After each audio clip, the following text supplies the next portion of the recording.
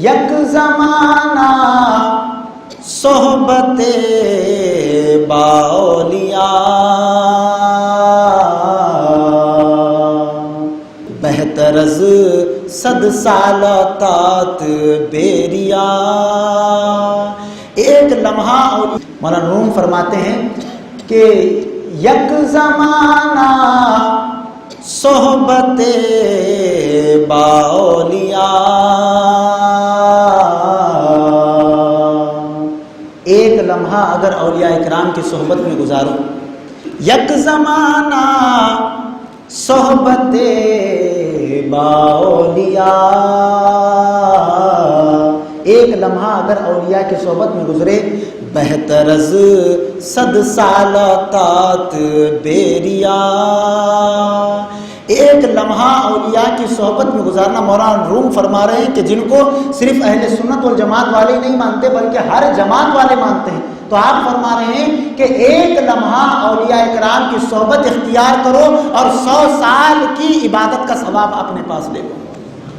ایک لمحہ بیٹھو، ایک لمحہ کتنا ہوتا ہے؟ 1 منٹ بہت زیادہ ہوتا ہے، ایک لمحہ اتنا کم ہوتا ہے۔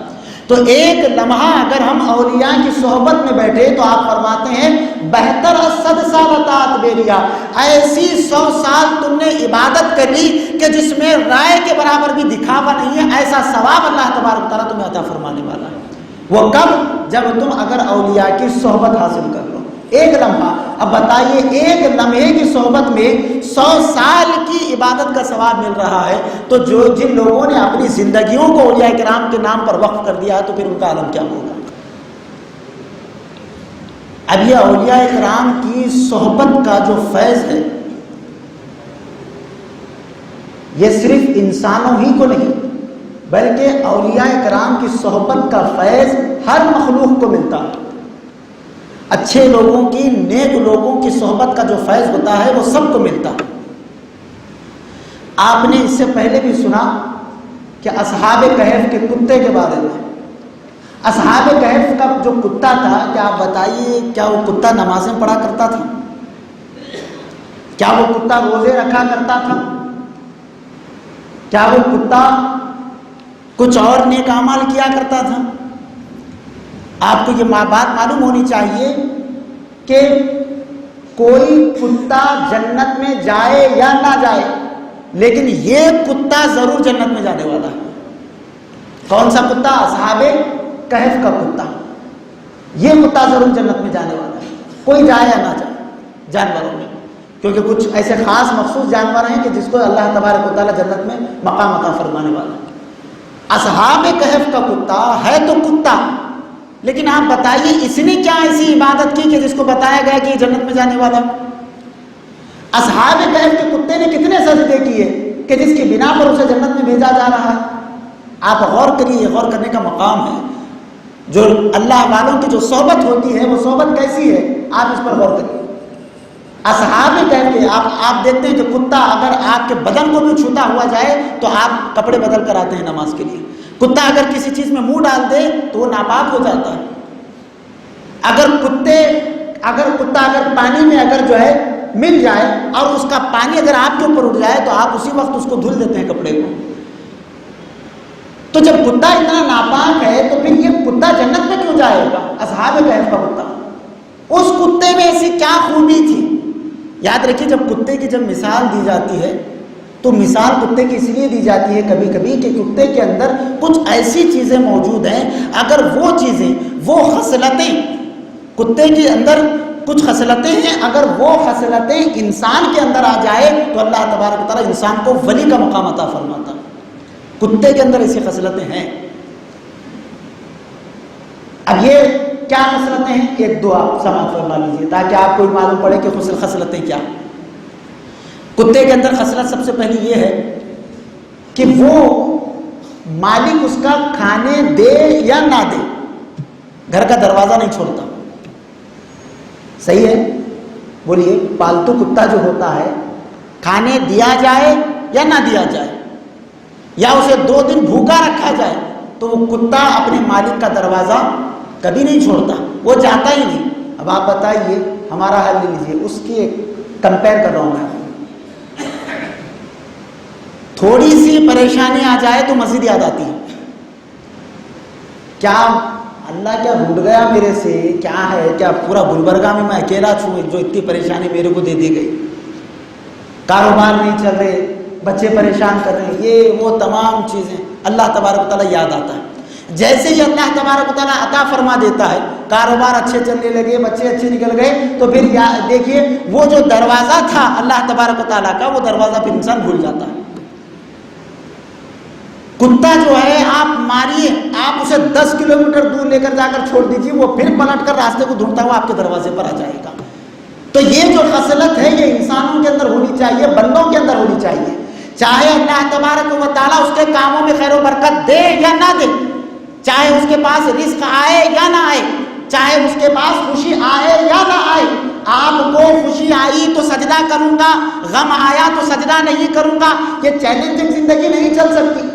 آپ کو چاہے خوشی ملے یا غم ملے، چاہے آپ کو عزت ملے یا نہ ملے، چاہے آپ کا کاروبار چلے یا نہ چلے، آپ کو سجدہ رب کے لیے کرنا ضروری.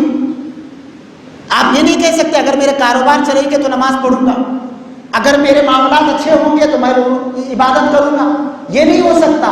چاہے کچھ بھی ہو جائے، چاہے گھر میں کسی کی میت بھی ہو جائے، نماز فرض ہے، آپ کو اس کا ادا کرنا ضروری ہے. لیکن آپ دیکھیے تھوڑا سا اگر اللہ تبارک و تعالیٰ ہمیں کچھ عطا فرما دے تو ہم بھول ہی جاتے ہیں مسجد کو. جیسے ہی پریشانی آئی تو پھر مسجد کا دروازہ ہمیں یاد آتا ہے. لیکن کتے کو دیکھیے آپ، چاہے ماریے ڈانٹیے، اس کو چھوڑ کر آئیے جنگل میں لے کر جا کر، پھر ڈھونڈتا ہوا اسی کے دروازے پر آ جاتا ہے.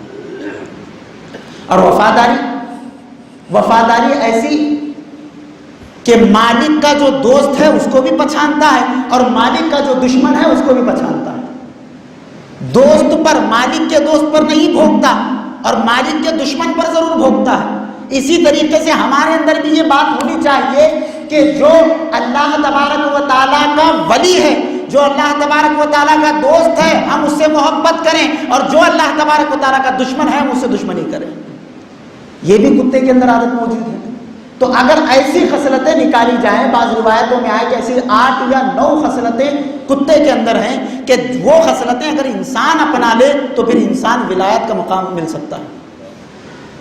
تو اصحاب کہف کا کتا تمام کتوں کی طرح ہی وہ کتا ہے، لیکن پھر یہ مقام کیوں مل رہا ہے اسے؟ وہ جنت میں کیوں جانے والا ہے؟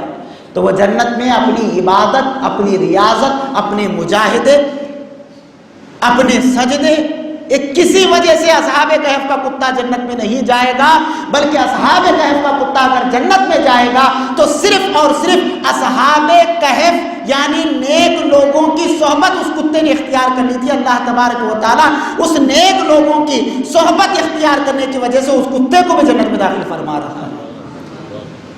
اب یہاں پر آپ کوئی بات کوشچن نہیں کر سکتے. آپ کتے نے کیا نمازیں پڑھی تھی، کتے نے کیا روزے رکھے تھے، کتے نے کیا کیا تھا، یہ نہیں کہہ سکتے آپ. یہ تو اللہ تبارک و تعالیٰ کا اختیار ہے.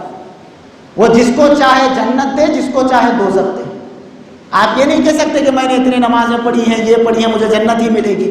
بلکہ آپ کو اللہ تبارک و تعالیٰ کے فضل پر بھروسہ ہونا چاہیے کہ اگر اللہ تبارک و تعالیٰ چاہے گا تو میں جنت میں جاؤں گا. میں میرے اعمال سے جنت میں نہیں جا سکتا، اگر اس کا فضل اور سرکار کی عطا ہو جائے تو میں جنت میں جانے والا ہوں. تو اصحاب کہف کا کتا جو کہ انسان نہیں ہے، ایک جانور ہے، اس کتے نے اصحاب کہف کی صحبت اختیار کر لی. کچھ دن، کچھ سال ان کے ساتھ رہا تو اللہ تبارک و تعالیٰ اسے وہ مقام عطا فرمایا کہ دیکھیے کسی کا نام ہو یا نہ ہو قرآن میں، اس کتے کا نام بھی قرآن میں ضرور موجود ہے. کتے کا نام بھی قرآن میں موجود ہے. اب اس کتے نے اولیاء کی صحبت اختیار کر لی تو اس کو اتنا بڑا مقام ملا کہ وہ جنت میں جائے گا. تو پھر اگر کوئی انسان اولیاء کی صحبت اختیار کر لے تو پھر اس کو کتنا بڑا مقام ملے گا. اب اس کو کیا مقام ملے گا؟ اس کو کیسا مقام ملے گا؟ اس کو مقام یہ ملے گا کہ اللہ تبارک و تعالیٰ کے نیک بندوں کے پاس اگر کوئی چلا جائے، اگر کوئی ان کی بارگاہ میں چلا جائے تو اللہ تبارک و تعالیٰ نے نیک لوگوں کو، اولیاء کرام کو وہ قوت اور وہ اختیار عطا فرمایا ہے کہ اگر ان کے پاس بے دین آتا ہے تو دین والا ہو جاتا ہے، اگر ان کے پاس بے اولاد جاتا ہے تو صاحب اولاد ہو جاتا ہے، اگر ان کے پاس بے روزگار چلا جائے تو وہ روزگار پر چلا جاتا ہے، اگر ان کے پاس بے علم چلا جائے تو وہ عالم بن جاتا ہے، اگر ان کے پاس جاہل چلا جائے تو عالم بن جاتا ہے، اگر ان کے پاس جہنمی چلا جائے تو اللہ تبارک و تعالیٰ ان کے صدقے میں اسے جنتی بنا دیتا ہے۔ یہ اولیاء کرام کا فیضان ہے۔ اسی لیے مولانا روم نے فرمایا کہ یک زمانہ صحبت با اولیاء بہتر از 100 سالہ تات بیریا۔